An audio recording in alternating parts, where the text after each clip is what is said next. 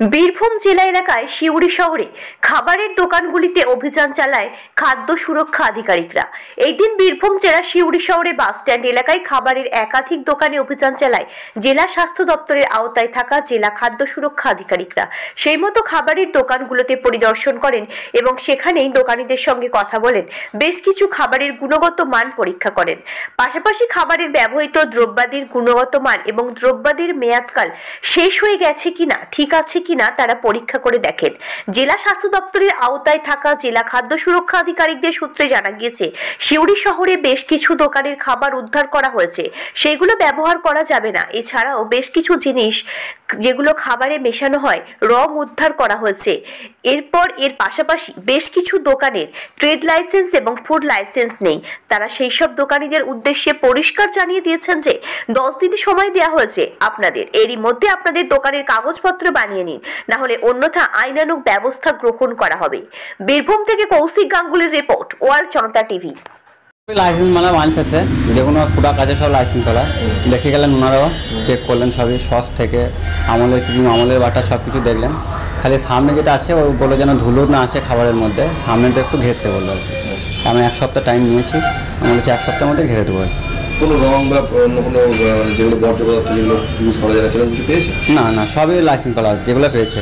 খালি একটা আমার আমলের ক্রিম মানে আজকে মনে এক্সপায়ার হয়েছে ডেটটা আর কি, ওটা ফেলে দিতে বললো, ওটা ফেলে দিলাম আমি।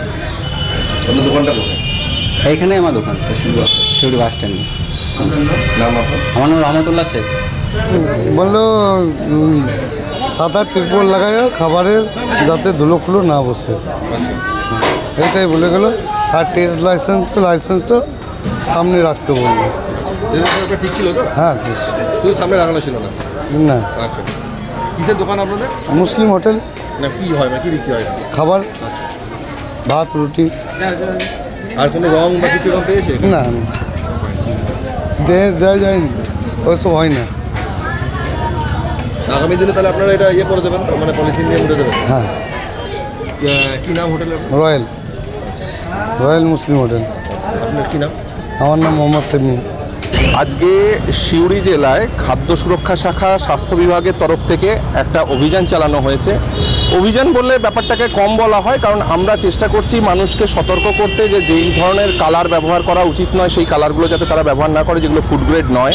এছাড়াও যাদের লাইসেন্স নেই তারা যাতে উপযুক্ত লাইসেন্স ইমিডিয়েট তারা অ্যাপ্লাই করে তারা যাতে লাইসেন্স নিয়ে নেন এবং লাইসেন্স নিয়ে সুরক্ষিত খাবার যাতে একটা পরিবেশ তৈরি করতে পারেন সিউড়িতে, সেটার ব্যবস্থা করা হয়েছে। সেজন্য আমরা সিউড়ি বাস স্ট্যান্ডের, যেটা গভর্নমেন্ট বাস স্ট্যান্ড বা প্রাইভেট বাস স্ট্যান্ড, দুটো বাস স্ট্যান্ডেই আমরা উপস্থিত হয়েছিলাম এবং বিভিন্ন খাদ্যের যে ছোট বড় স্টলগুলো রয়েছে, রিটেলার, রেস্টুরেন্ট থেকে শুরু করে ইভেন চায়ের দোকান, ফলের ডিস্ট্রিবিউটার, সবার কাছেই আমরা গেছিলাম। কি পেলেন? পাওয়া বলতে কিছু মানুষ জানেন, তারা সঠিক ব্যবস্থা নিয়েছেন, কিছু মানুষ জানেনই না, কিছু মানুষ জানার পরেও দেখা যাচ্ছে তারা সঠিক জিনিসটা করছেন না। বিশেষ করে আমরা দেখলাম কিছু শিক্ষিত মানুষকে তো আমরা অবশ্যই দেখতে পেয়েছি যারা বুঝতে পারছেন, জেনেও কম পয়সার সস্তার কালারটা ব্যবহার করছেন।